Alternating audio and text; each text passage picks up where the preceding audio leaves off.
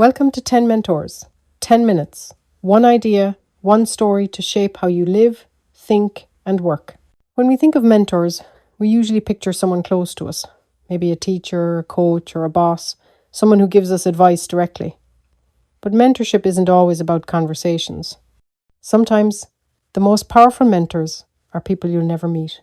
It might be an athlete like Serena Williams showing you resilience, or a singer like Adele teaching vulnerability through her music. It could even be a character in a film who shows courage. These people don't hand you lessons, they embody them, and if you pay close attention, you can learn something bigger than words can ever capture. For me, one of those mentors is singer Enya. You probably know her music, those amazing, haunting, layered harmonies that seem to float above time. She sold over 80 million records, one of the most successful female artists in history. And yet here's the strange part, most of us, including me, know almost nothing about her. Absolutely nothing. She's a recluse, rarely gives interviews, doesn't chase fame, doesn't flood social media, doesn't put her life on display. Some people wouldn't even recognize her face today.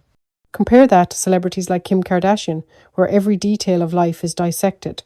And to be clear, there's nothing wrong with Kim's marketing strategy. It works for her. But here's the point. You have to choose how much of yourself people really need to know and how much you actually want them to know. With Enya, there's only silence. She could be flying around the world, experimenting with psychedelics for all I know, or living quietly in her castle, or having a scone and coffee somewhere in Dublin, and we still wouldn't know. That's the power of a controlled reputation. The mystery itself becomes part of her story. Her lesson for me is this: controlled reputation is freedom. Your work speaks, the rest remains yours. I wish I had known that lesson earlier, and I'll tell you why. When I launched my first business in Singapore, I was desperate to be seen. I thought publicity equaled success. So I asked my public relations friend Matt to help me spread the word. He warned me, don't rush, Quiva. Take your time. Get good at the business first. But I didn't listen. I chased attention instead of substance. I was on radio and doing many interviews, and for a moment, it worked, people noticed. But with attention comes scrutiny. Customers saw the cracks. Partners saw what wasn't ready. The business collapsed under the weight of exposure. I ran too fast before the product fully worked. That failure taught me what Enya already knew. Never confuse being seen with being good. And here's another truth. One reason so many people never reach their dream is because they're too busy trying to look like they already have. We get caught up in performing success instead of building it. Posting instead of practicing. Chasing likes instead of chasing mastery. See, validation feels good in the moment, but the energy spent curating an image for strangers, that could be building something real. Growth is rarely glamorous. It's often lonely, quiet, repetitive, and sometimes draining. Dreams demand discipline and patience, not constant applause. The day you stop performing for the world and start showing up for yourself well, that's the day progress really begins. Authentic success doesn't need an audience. It just needs your effort. And Enya isn't alone in teaching that lesson. Think of Lewis Hamilton. Today he's a Formula One legend. But it started at 8 years old, racing go-karts in silence. Nobody watching, nobody cheering, just endless practice. Are you willing to do that work in obscurity for a decade perhaps, before anyone knows your name? Take Michael Phelps, 23 gold medals. But those victories weren't won in Beijing or London. They were won at 5 a.m. training every single day for years, even on Christmas.